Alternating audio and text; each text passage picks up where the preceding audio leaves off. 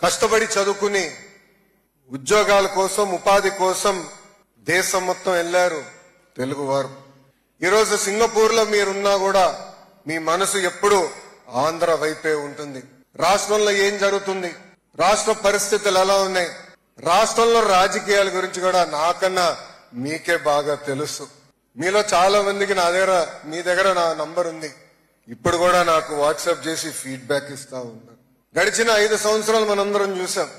ఒక సైకో పాలన మనందరం చూసాం, ఒక విధ్వంస పాలన మనందరం చూసాం.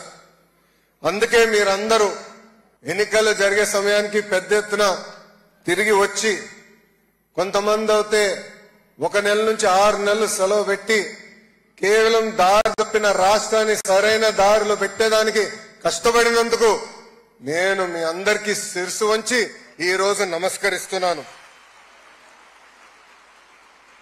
జీవితంలో కొన్ని సంఘటనలు మనలో మార్పు తీసుకొస్తాయి. నా జీవితంలో అలాంటి సంఘటన చంద్రబాబు నాయుడు గారి ఇల్లీగల్ అరెస్ట్.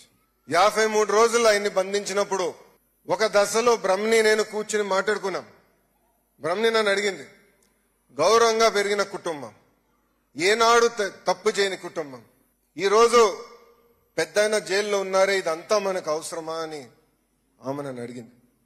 కానీ అదే రోజు హైదరాబాద్ లో గ్రాటిట్యూడ్ కాన్సర్ట్ జరిగి 45,000 మంది ఐటీ ప్రొఫెషనల్స్ వచ్చి ఎస్ మేము చంద్రబాబు నాయుడు గారితో నిలబడతామని చెప్పడం జరిగింది.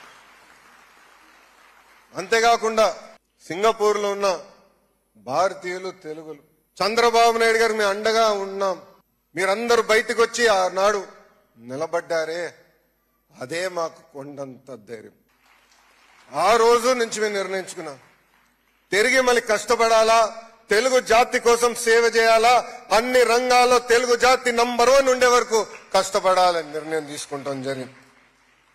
కేవలం మీరేదో బయటికి వచ్చారు, మాకు అండగా నిలబడ్డారు మీరు అనుకోవచ్చు, కానీ మాకు అది కొండంత బలంగా నిలబడింది, మాకు ధైర్యం ఇచ్చింది. దయచేసి ఇది మీ అందరికీ తెలియజేయాలని ఈ సభాముఖంగా అనుకున్నాం.